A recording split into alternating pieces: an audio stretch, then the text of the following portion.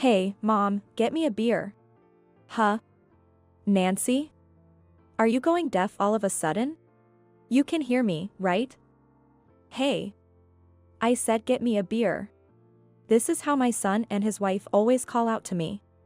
It's been 5 years since we started living together, and they have never listened to me. The rare times they talk to me, it's always just orders like these. Alternating between my son's wife, Sarah, loudly insulting me, and my son, John, treating me like a maid. I pretended not to hear them and continued to watch TV with my back to them. I was at my wit's end with the two of them ignoring me except when they needed something. After ignoring them for a while, Sarah grabbed the remote and turned off the TV I was watching. When I looked up in surprise, she yelled loudly in my ear. Nancy. Can you hear me? Make lunch for John tomorrow. Got it? The loudness of her voice made me wince.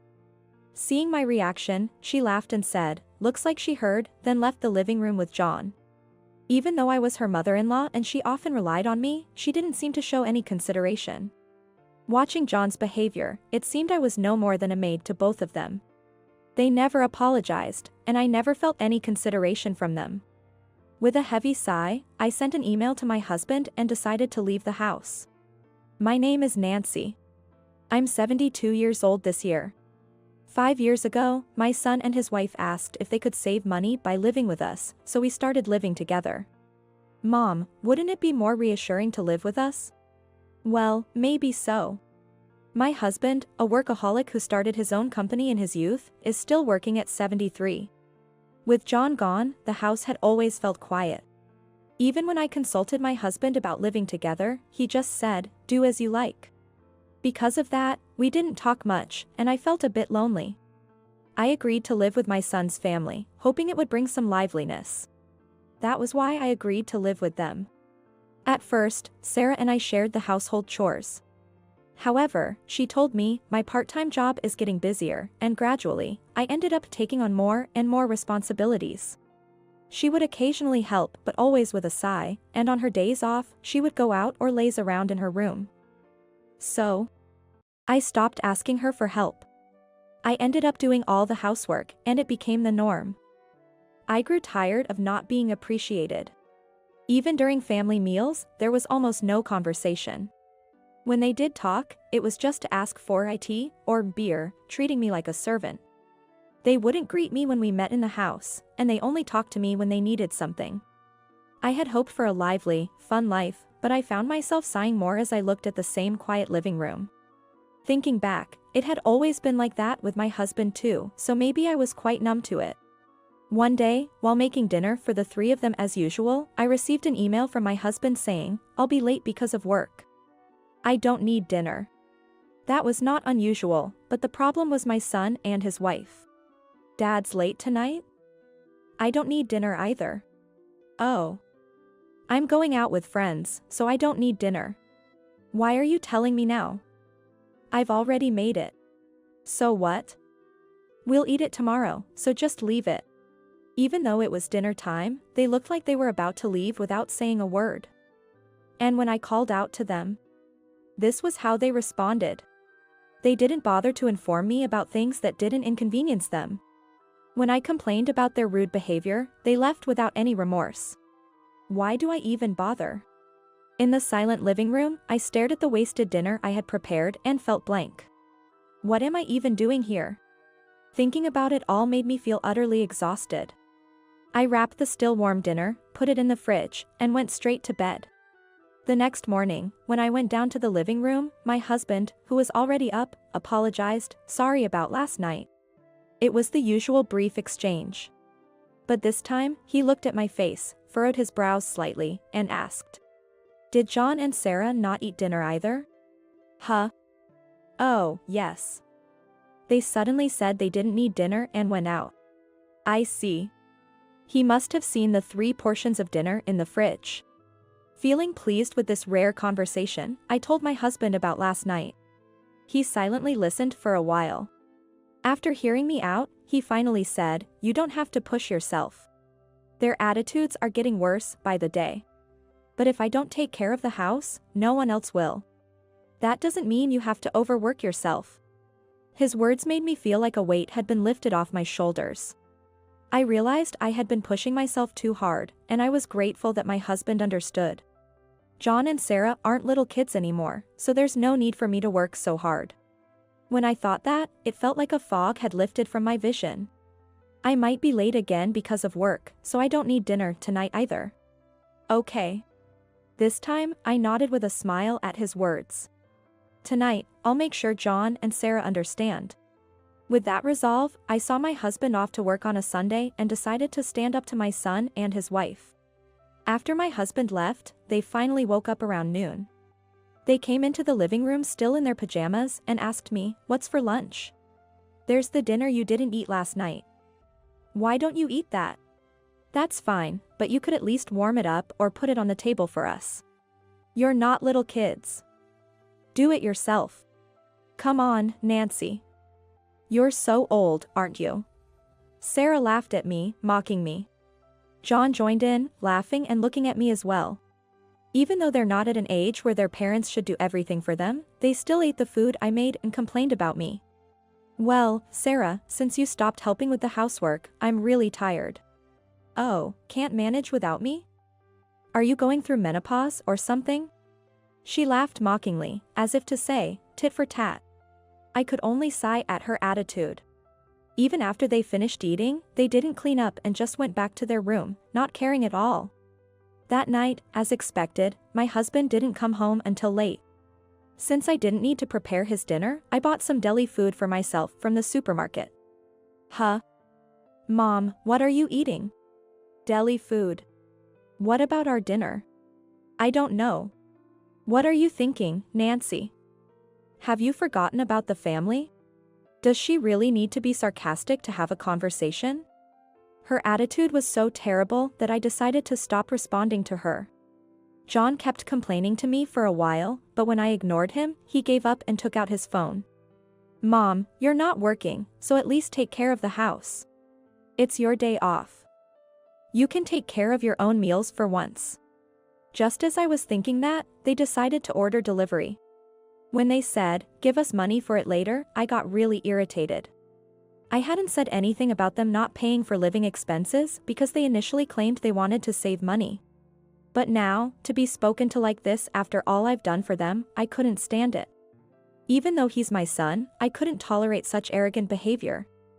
So I decided to do nothing for them and completely ignore them as a form of retaliation. "Hey, Mom, get me a beer." "Huh? Nancy? Are you going deaf all of a sudden? You can hear me, right?" "Hey. I said get me a beer." Sarah loudly insulted me, while John treated me like a maid, taking turns raising their voices. Ignoring them, I continued to watch TV with my back to them, pretending not to hear. After a while, when they realized I wasn't responding, they stopped talking to me. But that didn't last long. Sarah, who had come behind me without my noticing, grabbed the TV remote and turned it off. When I looked up in surprise, she yelled loudly in my ear. "Nancy. Can you hear me? Make lunch for John tomorrow. Got it?" The loudness of her voice made me wince. Seeing my reaction, she laughed and said, "Looks like she heard," and left the living room with John. Even though I was her mother-in-law and she often relied on me, she didn't seem to show any consideration. Watching John's behavior, it seemed I was no more than a maid to both of them. They never apologized for last night's dinner, and I felt indifferent towards them. With a heavy sigh, I sent an email to my husband and decided to leave the house. The next morning, I packed my things early and left the house before they woke up. At a nearby business hotel, I started receiving a barrage of emails from John, who must have woken up just before heading to work. Apparently, they were both in a panic from the morning. My phone quickly filled with notifications from emails and missed calls from both of them. When I opened the emails, they were filled with complaints like, "What are you doing? I told you I needed lunch." Sarah's messages included sarcastic remarks like, "Have you forgotten what you're supposed to do? Where are you wandering off to?" They seemed so troubled just because they didn't have breakfast prepared, which made me laugh. During his lunch break, John called again, so I finally decided to answer. Finally. "Mom, where are you and what are you doing?" That's my business, isn't it? I'm asking why you didn't prepare the meals. John, you're not a child. You can make your own meals, can't you?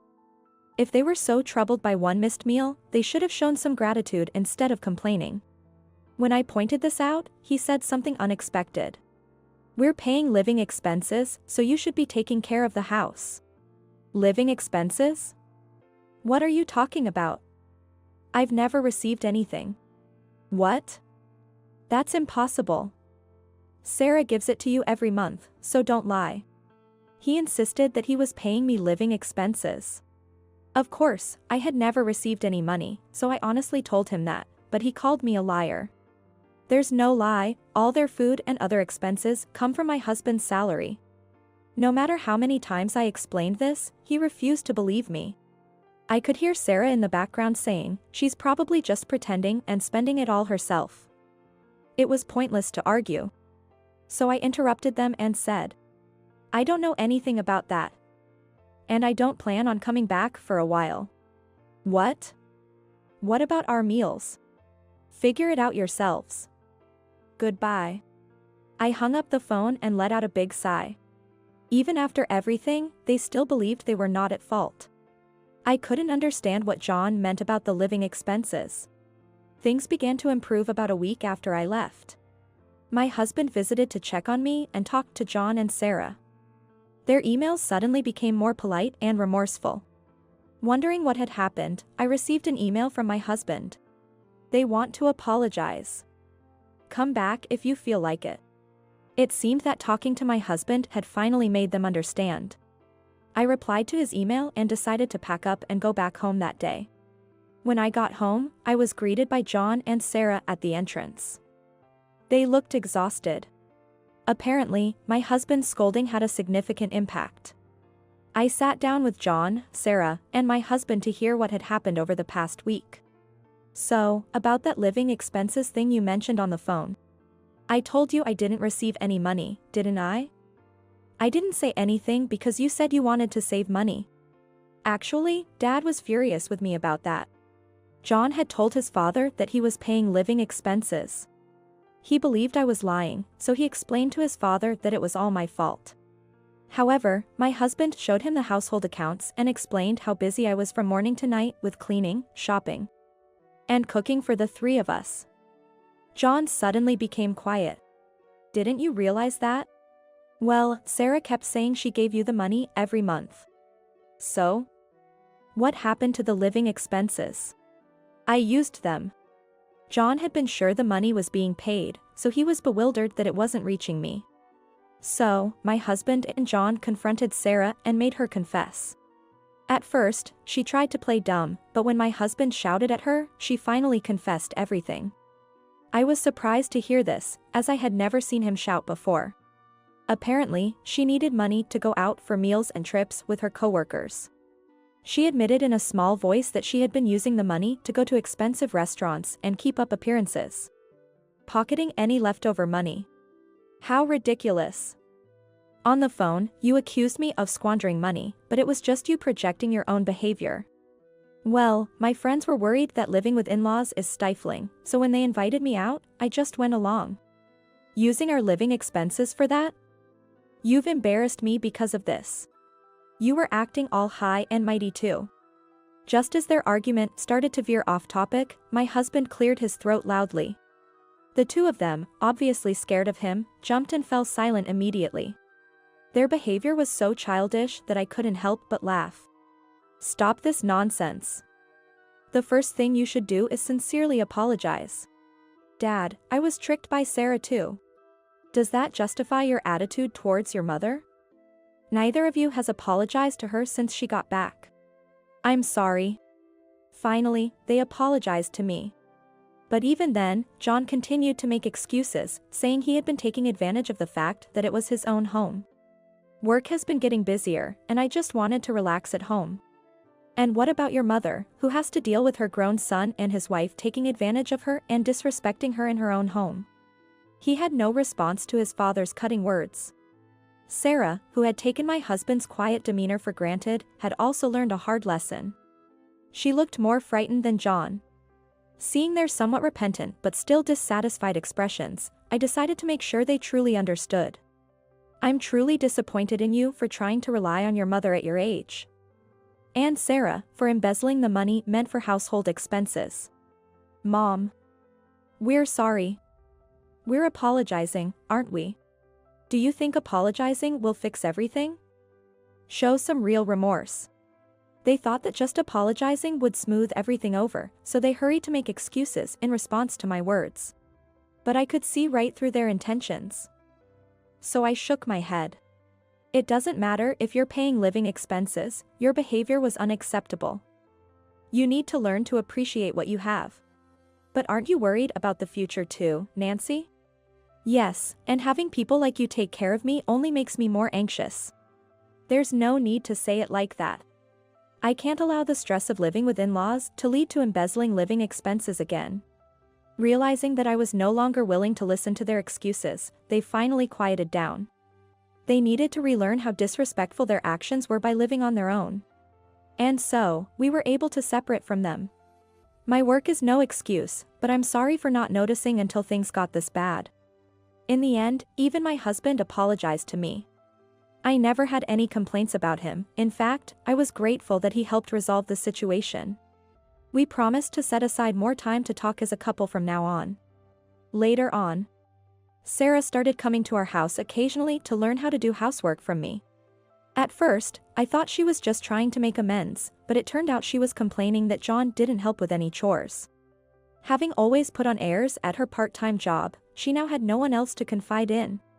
I now realize how much I depended on you, Nancy. Indeed. And yet, you had the nerve to say I was going deaf and squandering money. Having lost the freedom to spend as she liked and with her part-time job salary now restricted to make up for what she had misused. Sarah often lamented her situation. But to me, it was clear she was simply reaping the consequences of her past behavior. She would leave quickly before my husband came home, indicating that his scolding still had a significant impact. As for my husband, he occasionally brought home delicious treats as a gesture of appreciation. He would still mention from time to time that he regretted not being more considerate. I knew he was a man of few words and a workaholic. Still, during the conversation with our son and his wife, it meant a lot to me that he acknowledged my efforts. Thank you for all your hard work. I appreciate it. Yeah. It was good to have these talks with him again. I deeply felt the truth of the saying, after rain comes fair weather. No matter how it came about, our days are now more peaceful and happier than before.